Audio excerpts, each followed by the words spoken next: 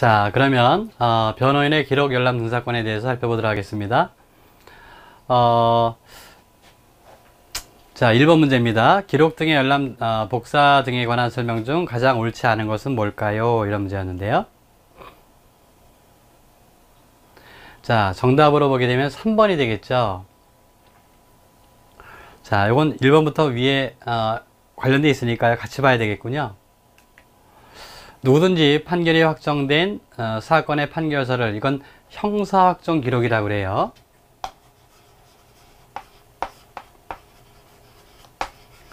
확정 기록이다, 이렇게 얘기하게 되는데, 이거는 이제 재판이 확정된 것이니까, 예, 비교적 열람공사의 범위가 넓게 되는 거죠. 보관한 법원에서 이를 열람 및 복사할 수 있고요. 그래서 누구든지가 되는 것입니다. 다만 사건 관계인의 사생활의 비밀을 현저히 해야 할 우려가 있는 경우라고 한다면 소송 관계인의 신청이 있는 경우에 한해서 판결서의 열람 및 복사를 제한할 수는 있겠다. 자, 그 다음 법원 공무원은 위 1에 따른 열람 및 복사에 앞서 판결서에 대해 성명 등 개인정보가 공개되지 않도록 보호 조치를 해야 되겠다는 거 맞겠죠? 위 2에 따른 개인정보 보호 조치를 한 법원 공무원은 고의나 과실로 인한 것이 아니면 위 1에 따른 열람 및 복사에 관련해서 민형사상의 책임을 지지 아니한다 라고 되어 있는데, 얘가 그럴듯한데요. 이게 과실이 아니라 이게 중과실이에요. 우리 공무원의 국가배상 책임에 관련해서 나오는 건데요. 공무원 개인이 이건데 갑에게 불법행위로 손해를 입혔다라고 했을 때, 이때 특히 민사 책임을 생각해 본다면 손해배상 책임이 문제되겠죠. 자, 그럴 때 갑이 공무원에게 손해배상 책임을 물으려면은 이 불법행위가 고의나 중과실이 있을 때만 허용이 됩니다. 그래서 이것도 법 체계상 모든 과실까지 책임을 묻는 것이 아니죠. 그래서 고의나 중과실로 인한 것이 아니라야지, 만약에 고의나 중과실이라고 한다면 어떻게 되겠어요? 책임을 물을 수 있는 거예요. 네. 자, 4번 질문은 확인만 해 주시면 되겠고요.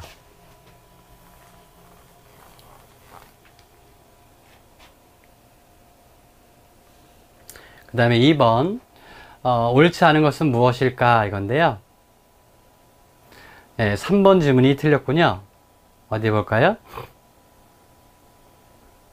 예, 법무사에게 피고인이나 피해자의 위임장과 인감증명서를 첨부하게 되면 재판 기록의 열람 복사를 신청할 수 있느냐? 이거 소송 기록이 되거든요. 형사확정 기록이 아니라 소송 기록인데, 법무사에게는 그런 권한이 없어요. 신청권이 없습니다. 그래서 이 질문이 틀린 질문이 되어 있고,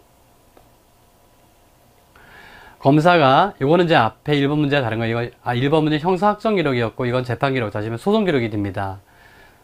당해사건 기록이나 열람 복사를 신청한 경우에 이를 허용하고, 그 밖의 경우에는 형사소송법 규정에 따른 검증 절차에 의하거나 재판부의 허가가 있을 때 한해서 열람 복사를 허용한다. 자, 그 다음에 사법경찰관은 직접 열람 복사를 청구할 수는 없고 검사를 통해서만이 가능하다는 거. 변호인은 증거보전 처분에 의하여 작성되거나, 이 증거보전 처분은 뭐예요? 예, 수사상 증거보전입니다. 184조 기억나시죠? 그래서 대개 증거보전은 언제 합니까? 당해 증거를 증거 방법이 훼손되거나 아니면 증명이 떨어질 염려가 있을 때 미리 증거 조사를 해두는 거죠. 네. 그래서 압수수색 검증, 증인신문까지 할 수 있는 것입니다. 작성되거나 제출된 서류 및 증거물에 관해서는 판사의 허가를 얻어서, 요거 허가 반드시 필요합니다. 이게 이제 증인신문 청구와 다른 점이, 검사가 하는 증인신문과 다른 점이, 이 경우에는 요 증거 보전한 법원이 판사가 속한 법원에서 보관하게 돼 있어요. 그래서 이때는 열람 등사를 할 수 있도록 명문화 시켜놨죠. 자, 그 다음에 3번입니다. 옳지 않은 것은 무엇일까요? 이건데 1번이 틀렸군요. 구속족부심 사건 피의자의 변호인은 구속영장 청구서 및 그에 처분된 고소장을 열람 및 복사할 수 있다 라고 되어 있는데 열람할 수는 있습니다만 이때 복사할 수가 없어요. 아마 그 질문이 틀릴 것입니다. 확인해 볼까요?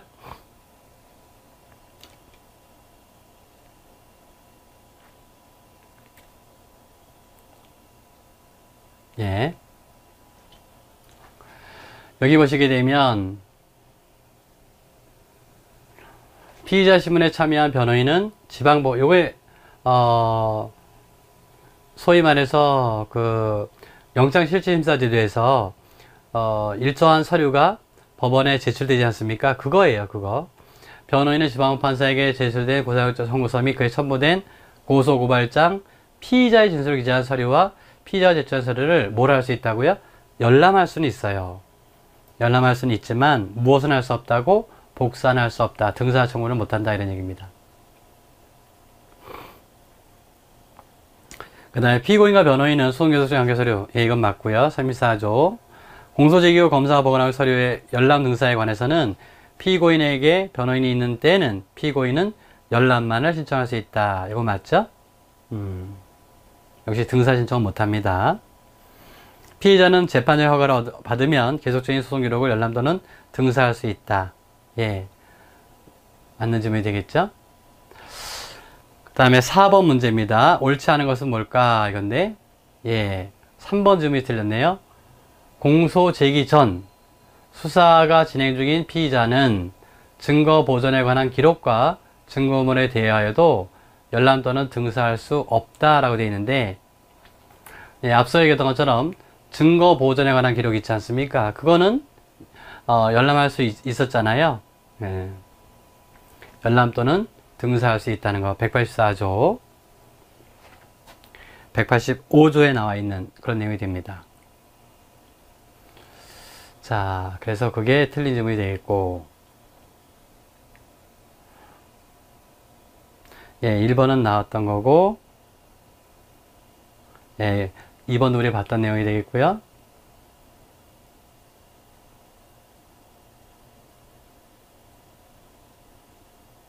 상대방에 대한 통지 조항이 되겠습니다. 자, 그 다음에 5번 형사기록의 열람과 등사에 관한 설명으로 틀린 것은 뭐냐 이건데요. 2번이 틀린 지문이 되겠네요.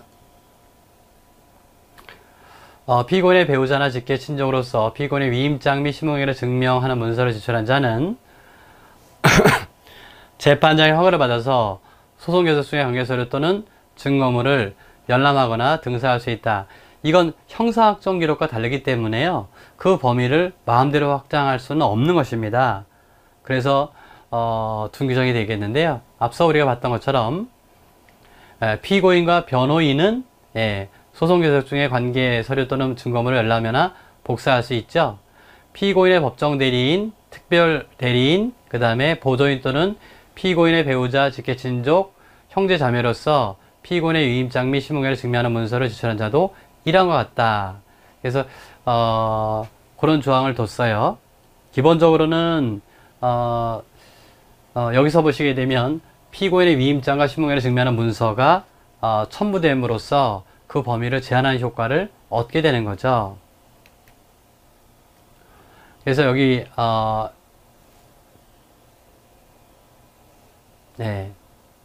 여기서 보시게 되면 무엇이 어떤 지문이 잘못된 거예요? 여기서 보시게 되면 이 피고인과 변호인이 재판장의 허가라고 하는 사항이 없죠. 마찬가지로 피고인의 법정 대리인 등도 앞서 얘기했던 것처럼 위임장과 신분관계를 증명하는 문서가 있다면 재판장의 허가 없이도 가능한 거예요. 그래서 그런 범위를 확대되는 범위를 이것으로 제한해 놓은 것입니다. 그렇기 때문에 허가라고 하는 절차를 특별히 요하지 않는다. 그래서 재판장의 허가를 받아 요 지문이 틀린 거라고요.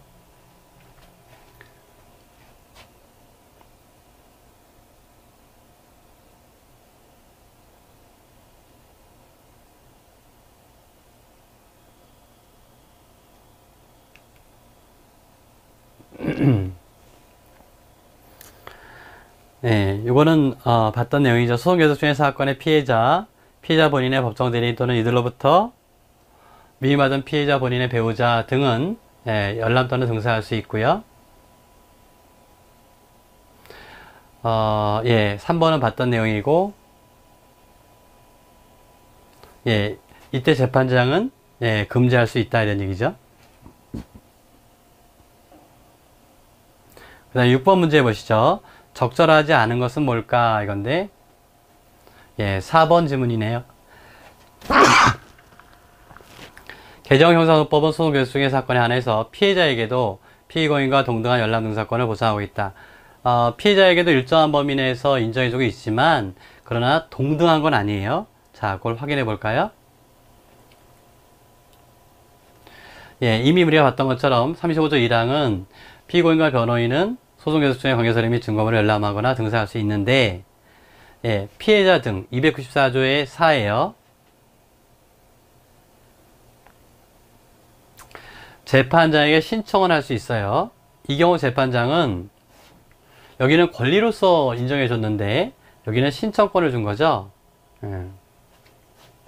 필요하다고 인정하거나 그 밖에 정당한 사유가 있는 경우 범죄의 성질 등을 고려해서 허가할 수 있다라고 해서 재량사항으로 해놓은 것입니다. 그렇게 본다면 피고인 등과 피해자 등의 권리가 동등하다고 볼 수는 없는 거죠.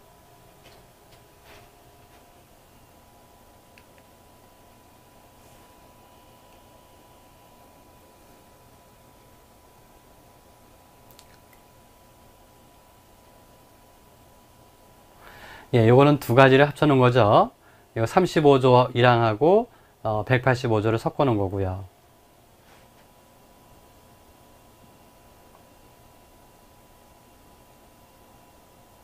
(2번은) 보시면 됩니다. 이거는 관련 규정이 있으니까.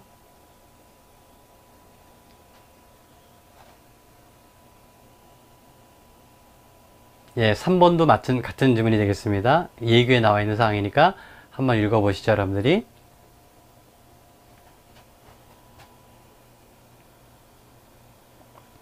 그 다음에 7번입니다. 재판 기록에 열람 또는 등사를 신청할 수 있는 사람이 아닌 것은 누구냐? 그럼 여기서 누구죠? 여기 사법경찰관은 안 나와 있죠? 당해사건 수사 담당했던 사법경찰관. 경찰관의 입장에서는 검사를 통해서만 할 수 있다 그랬어요.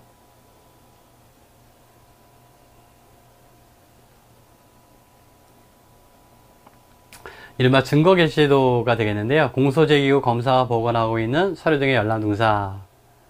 자, 옳은 것은 무엇일까 이건데요. 2번이 옳다라는 얘기네요. 공소가 제기된 후 피고인 또는 변호인이 검사에게 형사소송법이 정하고 있는 서류 등의 열람 등사를 청구할 수 있지만 피고인에게 변호인인 경우에는 피고인은 열람만, 즉 뭐는 청구할 수 없어요? 등사를 청구할 수 없죠? 우리가 봤던 내용이 되겠고. 그럼 1번은 어디가 틀렸을까요?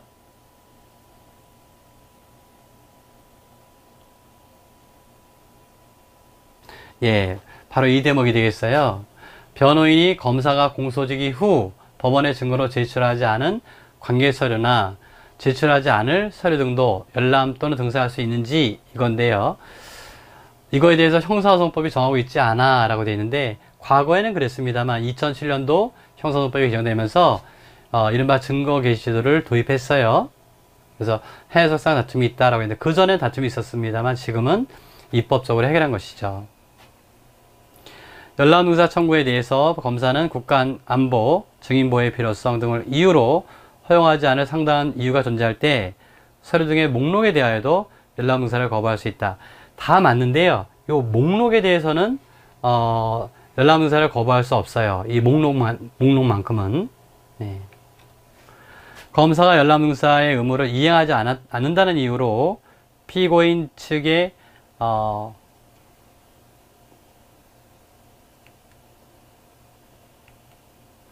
피고인 측이 검사의 서류 등의 열람 등사를 거부할 수 없다라고 되어 있는데 검사가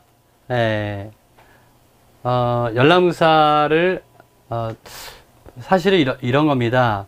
피고인이나 변호인이 검사에게 연락문사를 신청할 거 아닙니까? 그럴 때 검사가 거부하게 되면 법원에 증거 개시를 신청할 수 있어요. 그래서 법원의 결정으로 증거 개시 명령을 받았음에도 불구하고 검사가 이행하지 않았다. 이럴 경우입니다. 그럴 경우 마찬가지로 피고인 측이 갖고 있는 증거에 대해서 검사가 연락문사를 청구했을 경우 피고인 측도 거부할 수가 있는 거죠.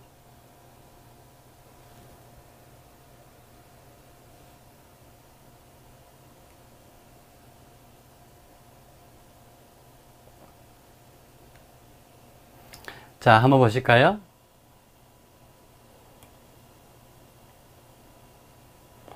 여기 보시게 되면 피고인 또는 변호인은 검사가 공소 제기 후 검사가 보관한 서류 등의 연락문사에 따른 서류 등의 연락문사 또는 서면의 교부를 거부하게 되면 1항에 따른 서류 등의 연락문사 또는 서면의 교부를 거부할 수 있다. 이런 조항을 뒀어요. 네. 자, 다음 문제. 다음 설명 중 옳지 않은 것은 뭘까? 이건데요. 예, 3번 질문이 틀렸다네요. 피고인 또는 변호인이 검사에 대해 연락문사를 신청할 수 있는 서류 중에 불기소 처분 기록은 제외된다 라고 되어 있는데요. 예,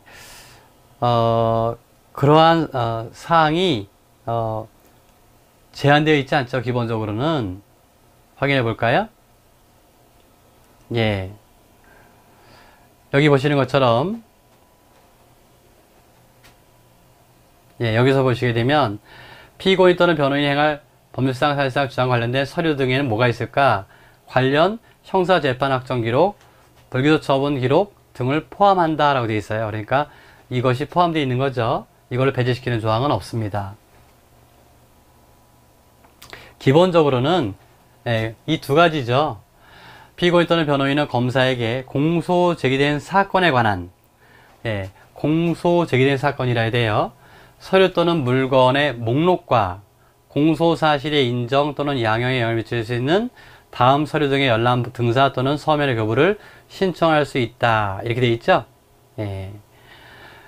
자, 다만 피고인에게 변론이 있다면 그때는 열람만, 앞서 얘기했던 것처럼 뭐는 안 돼요? 등사 또는 서면의 교부, 이건 안 된다. 이런 얘기입니다. 열람만 신청할 수 있다는 거죠.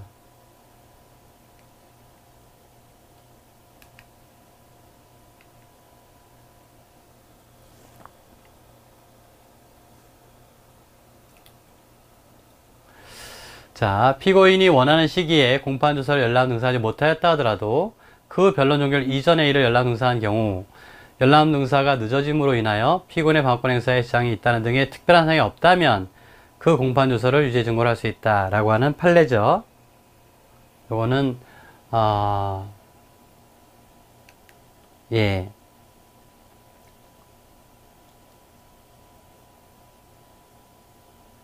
확인만 해보시면 되겠고요. 피고인 또는 변호인에게 요건 앞에서 봤던 지문이 되겠고 예, 요건 아까 봤던 지문이죠. 신청을 할 수 있다는 얘기죠. 자, 그 다음 3번 문제. 공소제기 후 서류 등의 열람 등사 청구에 관한 설명 중 가장 옳지 않은 것. 예, 이른바 증거개시제도와 관련된 내용이 되겠는데요. 예, 4번이 틀렸다라는 얘기입니다. 피고인 또는 변호인은 검사에게 공소 제기된 사건에 관한 서류 또는 물건의 목록과 우리가 봤던 지문이죠. 공소사실의 인정, 영향을 미칠 수 있는 서류 등의 열람, 등사, 서면의 교부를 신청할 수 있다. 다만 피고인에게 변호인이 있는 경우 변호인에 한하여 열람, 등사 또는 서면의 교부를 신청할 수 있다. 그런 것이 아니라 이때 있다면 뭐죠? 피고인의 변호인이 있다면은 피고인은 뭐죠? 열람만 청구할 수 있는 거죠. 변호인에 한하여 라는 지문이 틀린 거네요.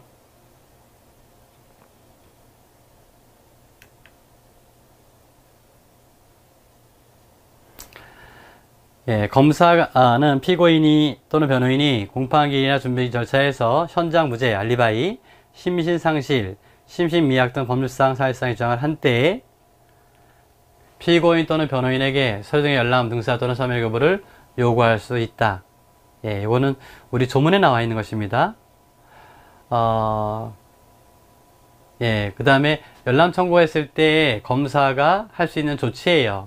국가안보 등을 이유로 해서 예, 상당성이 인정된다라고 한다면 예, 거부하거나 제한할 수 있다라는 얘기입니다.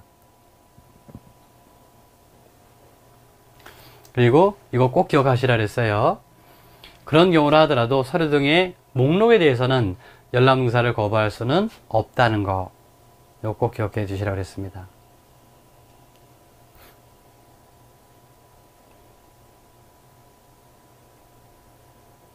그 다음에 4번 문제, 옳은 진술은 몇 개인가 라는 것입니다.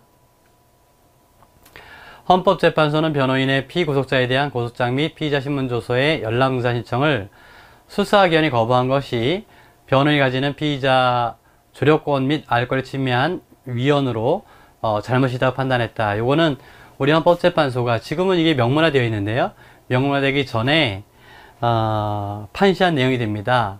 그래서 이른바 변호인의 조력할 권리라고 하는 것을 하나의 기본권으로 인정해 주었던 그런 사건이 되겠습니다. 변호인은 검사가 증거로 신청할 서류 또는 물건의 열람 등사를 신청할 수 있다. 예. 대상이 되겠고요. 검사는 예, 제한 사유적 국가안보 등을 이유로 해서 거부할 수 있다. 맞고요. 변호인은 검사가 서류 등의 열람 등사를 거부하게 되면 법원에 그 서류 또는 물건의 열람 등사를 허용하도록 할 것을 신청할 수 있다. 맞죠? 검사가 이런 이유를 들어서 거부하게 되면 법원에 신청할 수 있는 거예요. 법원은 위 리을사항 변호인의 신청에 대해 열람등사 허용 시 생길 수 있는 폐해, 이런 것들을 모두 고려해서 예, 검사에게 열람등사를 허용할 것을 명할 수 있다. 맞죠? 예, 그럼 전부 다 맞는 그런 내용이 되겠군요.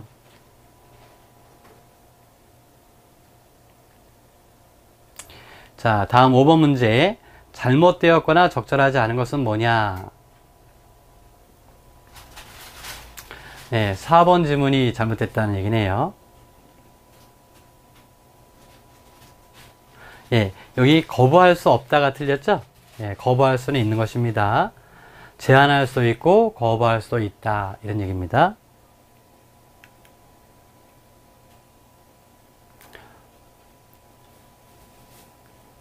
요거는 접경 요소권에 관한 내용이 되겠죠? 예.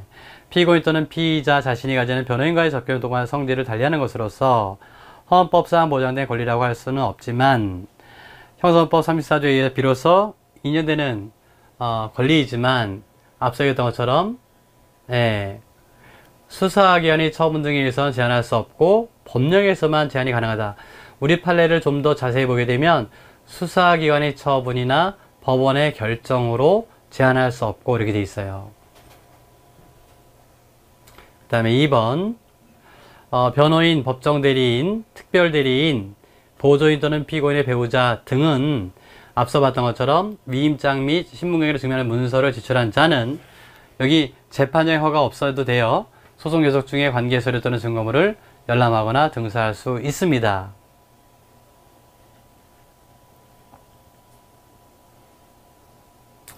그 다음에 대상인데요. 변호인은 검사에게 앞서도 말씀드렸지만 공소 제기된 사건이에요. 공소 제기된 사건에 관한 서류 또는 물건의 목록과 여기 목록, 그 다음에 뭐죠? 사실 인정 및 양에 영향을 미칠 수 있는 것으로 검사가 증거로 신청할 서류 또는 물건, 검사가 증인으로 신청할 사람의 성명, 사건과의 관계 등을 기재한 서면, 그 사람의 공판기 이전에 행한 진술을 기재한 서류 또는 물건의 열람 등사, 서면 교부를 신청할 수 있다. 이 대상인데요. 실제 이거는 공소장 1번주의와 관련되어 있는 것입니다.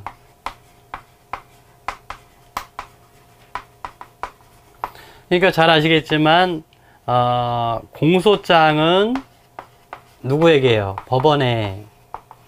그리고 수사기록은 이거는 검사가 갖고 있죠. 그죠? 그러니까 문제는 이 수사기록에 대해서, 즉 검사가 보고하고 있는 수사기록에 대해서 소송기록, 다시 말해 공소제기 이후의 기록이라고 해서 314조를 통해서 열람 청구할 수 있겠느냐라고 하는 것이 과거에 문제되었던 거예요. 그에 대해서 우리 헌법재판소가 인정해 줬던 겁니다. 이것도 검사가 보관하고 있는 것도 소송 기록에 해당된다. 이때 상대방은 검사에게 직접 청구하라. 이렇게 우리 헌재가 결정을 내린 바가 있어요. 이제 그런 취지가 쭉 집적돼 오다가 2007년도에 본격적으로 이것이 입법화됩니다. 그래서 우리 형사소송법에 이제 벌써 10년이 넘었죠. 형사소송법에 이것이 명문화됐어요. 네. 다만 이제 문제는 어떤 것이 문제는 왜 이게 이제 그렇게 어려웠었느냐라고 하는 건데, 사실 따져보게 되면 검사와 변호인 또는 검사와 피고인은 소송 관계에서는 양 당사자 아니겠어요? 그런데 결국 이런 수사 기록, 결국 이것이 증거물이 될 텐데, 그런 증거물이나 증거 서류 등이 상대방으로 넘어가는 게 과연 타당하겠느냐, 이걸 통해서 실적 진실 규명이 어려워진다면 문제가 있지 않겠느냐, 이런 생각이 많았던 거죠. 그래서 그것을 명문화시키지 못했던 것입니다. 근데 우리 헌재 결정도 그렇고, 그 전에 그런 학계 논의도 그렇고, 이것은 어느 일정 범위 내에서 인정해 줘야 된다라고 한 논의가 활발하게 진행돼서 앞서 말씀드렸던 2007년도에 도입된 거예요. 다만 그럼에도 불구하고 제한할 수 있는 사유가 나와 있던 거죠. 앞서 얘기했던 것처럼 국가안전보장, 그 다음에 증인보호의 필요성, 그 다음에 증거인멸의 염려, 그 다음에 수사방해, 이런 거예요. 어떤 이런 수사 기록이 국가안전보장에 위협을 줄 수 있다. 또 예컨대 참고인 진술조서 같은 경우에 보게 되면 그 참고인, 목격자의 인적 사항에 나와 있을 텐데, 그 목격자에 대한 보복의 위험, 이런 거 있지 않겠어요? 예. 또 이걸 보여줌으로 말미암아 증거인멸이 또 될 수 있겠고, 또 관련 사건도 있을 터인데 그런 관련 사건에 대한 수사가 방해를 받을 수가 있다. 이런 점을 들어서 인정하지 않았던 거란 말이에요. 그런데 원칙적으로 인정해 주면서 제한 사유로 둔 거예요. 제한 사유로. 네. 그래서 여기서 보시는 것처럼 그럴 것으로 예상되는 구체적인 사유가 인정된다고 할 때 그때는 제한하거나 거부할 수 있다. 이렇게 명문화 시켜 놓은 것입니다. 잘 기억해 두시기 바랍니다. 오히려 접경요통권이라고 하는 것은 좀 과거로부터 인정되어 왔던 그런 제도임에 반해서 이런 소송기록 열람공사권이라든지 그 다음에 피의자 신문시 변호인 참여권이라든지 이런 것들은 새롭게 도입된 제도이기 때문에 오히려 문제될 것들이 많은 거죠. 그러니까 이런 부분들을 여러분들이 좀 더 풍부하고 또 정확하게 기억해 줄 필요가 있겠다, 이런 얘기입니다. 자, 그 다음에 6번 문제. 가장 옳지 않은 것은 뭐냐, 이런 얘기인데, 예, 2번이 틀렸다는 얘기네요. 어디 볼까요? 예, 뭐가 잘못됐어요? 예, 여기 목록이 끼어 들어가 있는 게 잘못된 거죠. 이거는 거부할 수 없다라고 하지 않았습니까?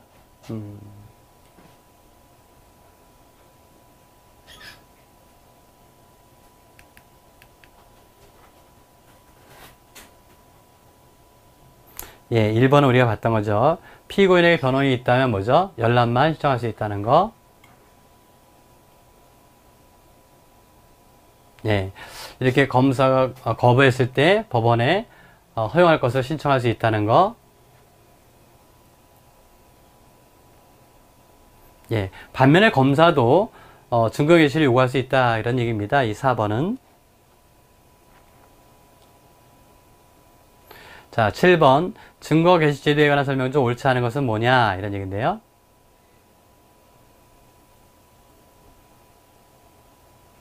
자, 1번이 틀렸다는 얘기네요.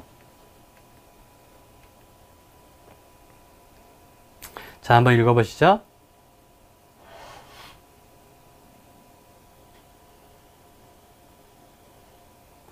예, 여기가 어디가 틀렸어요?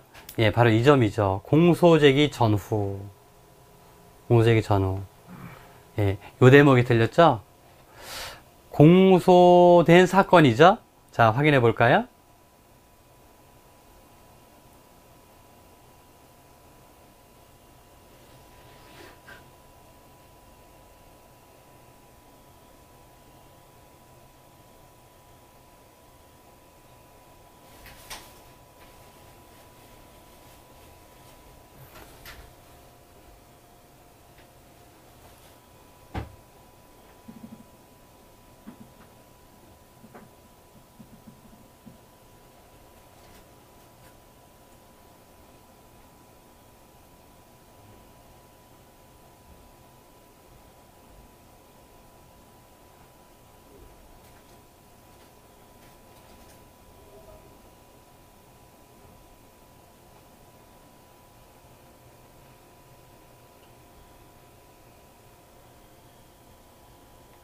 예, 여기 보시게 되면,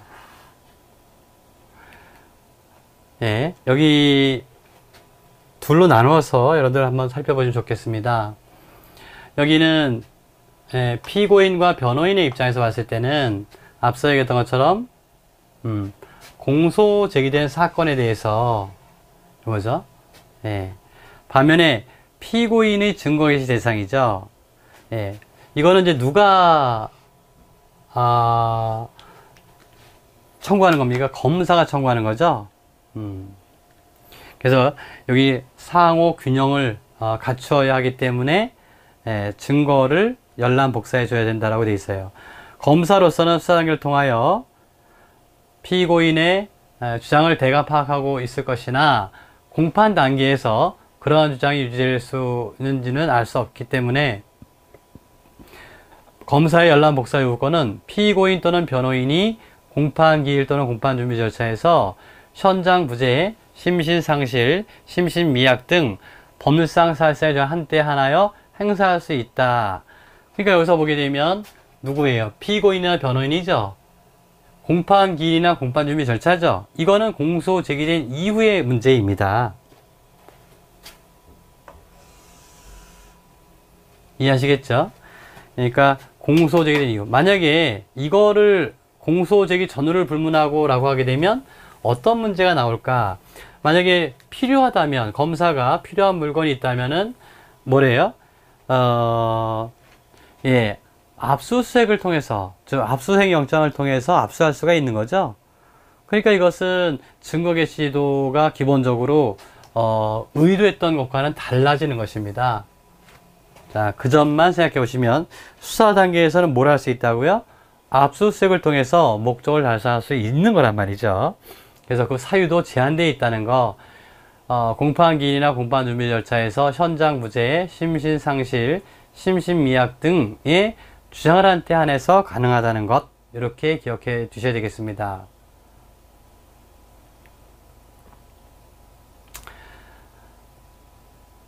자, 그 다음에 예, 증거 개시 범위죠.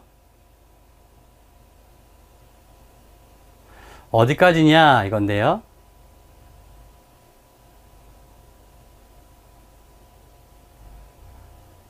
앞서 했던 것처럼 이 부여처분 기록도 포함된다 그랬어요. 피고인에게 변호인이 있는 경우에는 열람만 신청할 수 있다는 거 3번도 봤고요. 예, 만약에 이거는 이제 거부했을 때의 효과죠. 검사 또는 피고인 변호인이 열람무사 또는 서면의 거부에 관한 법원의 결정을 이행하지 않았다. 그때는 해당 증거에 대해서 증거 신청을 못하는 거죠. 해당 증인 및 증거 서류 등에 대한 증거 신청할 수 없다. 자, 그 얘기입니다. 이거는 이제 증거 개시 제도의 실효성을 확보하기 위해서 둔 규정이 됩니다. 다만 이제 주관식 강의할 때도 말씀드렸지만 이 조항은 나름대로 문제점도 있다. 예를 들어서 검사에게 증거 개시를 요청했는데 검사가 그 증거를 열람하지 않았단 말이에요. 자, 그 증거가 피고인에게 유리한 증거라고 한다면 법정에 제출돼야 되겠죠? 근데 법정에 제출하지 않을 합리적인 법적 근거가 있어요. 증거 신청할 수 없다 이렇게 돼 있으니까 결과적으로 검사는 그것이 나쁜 마음으로 피고인에게 유리한 증거고 이것이 제출됐을 때 결국 검사의 뜻을 이룰 수 없다라고 판단했다면 법원이 증거 개시 명령을 내렸다 하더라도 거부할 수 있게 되는 것이고 결국은 검사 뜻대로 법원에 증거를 제출하지 않아도 되는 거예요. 그래서 이런 경우에는 좀 문제가 있지 않느냐, 우리 입법적으로 문제가 있지 않느냐 해서 이 점에 대한 대안으로 제기되는 것이 그렇다면 이런 경우 증거 개시 명령을 내렸음에도 불구하고 증거 개시를 하지 않는다면 이에 대한 제재로서 공소기각 판결이나 이런 형기재판으로 끝내주자. 즉 공소기각 판결 사유의 하나로 두자, 형기재판 사유 하나로 두자라고 하는 주장이 설득력을 갖게 되는 거예요. 아직 입법화되진 않았습니다만은 우리가 지켜봐야 되겠죠.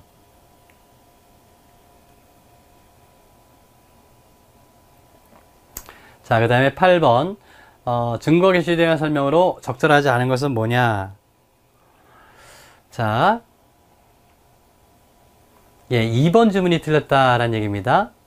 녹음 테이프, 비디오 테이프, 컴퓨터용 디스크와 같은 문서 간의 특수 매체, 이 특수 매체가 증거 개시의 대상이 되느냐 안 되느냐 이런 얘기입니다.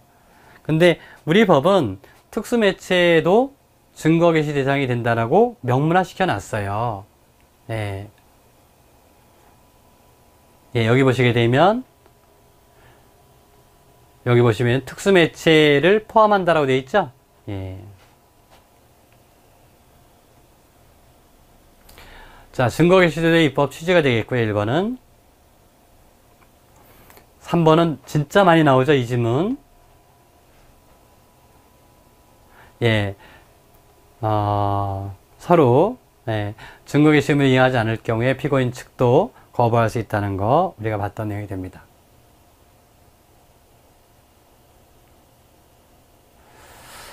자, 그 다음에 9번 문제 볼까요? 증거 개시에 관한 설명으로 옳지 않은 것은 뭐냐 이거죠. 계속 이 문제가 나옵니다. 자, 3번이죠.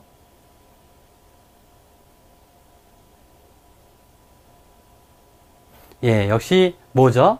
서류 등의 목록에 대하여도 열람 등사를 거부할 수 있다. 이 대목이 틀린 거죠? 그러니까 이제 증거 개시제도 문제 이거 나오면 여러분 절대 틀리시면 안 됩니다.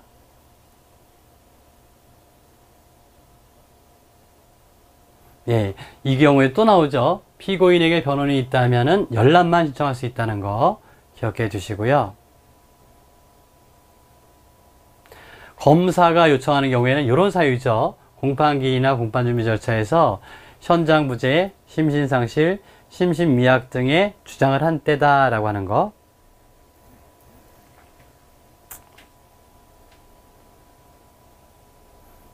예, 특수매체 기록, 매체물도 포함된다는데 이때 특수매체에 대한 등사는 필요 최소한의 범위에 한한다. 여기까지 기억해 두시기 바랍니다. 네, 이 조문이 아마 객관식을 대비해서 나온 조문이 아닐까 할 정도로 아주 시험에 많이 나오는 그런 조문 중에 하나입니다. 여러분들 잘 한번 기억해 두시기 바랍니다. 자, 그 다음에 소송행위 방식 이네요. 예, 소송행위와 소송요건인데 요 이하는 다음 시간에 살펴보도록 하겠습니다. 자, 여러분들 어찌 보게 되면 이 객관식이라고 하는 게 어렵다 이런 생각을 아마 하실 겁니다. 왜냐하면 너무 주관식 같은 경우에는 논점과 관련된 핵심 판례를 기억하고 또 핵심적인 요지를 기억해서 써주면 답을 해주면 그만이거든요. 결론과 이유를 간단하게 소개해주면 그만인데 객관식 같은 경우에는 워낙 방대합니다. 그것이 조문과 그 다음에 판례가 섞여 있어요. 조문도 형사소송법 규정, 그 다음에 형사소송 규칙, 그 다음에 실무 이러한 것들이 다 섞여서 나오기 때문에 오히려 더 어렵다라고 생각이 들 수 있어요. 그러나 시험 문제는 항상 그렇습니다. 누가 들어가서 출제를 하든지 시험 문제라고 하는 것은 나름대로 당일 시험과 관련해서 중요하다라고 생각하는 부분을 시험에 내는 거예요.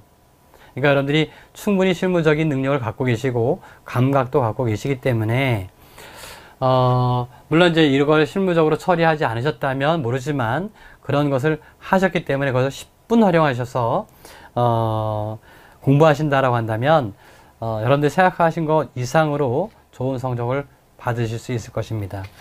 자, 그럼 오늘 수업 여기서 마치고요. 다음 시간에 소송행위와 소송조건 이하 가지고 여러분과 같이 한번 공부해 보도록 하겠습니다. 자, 수고하셨습니다.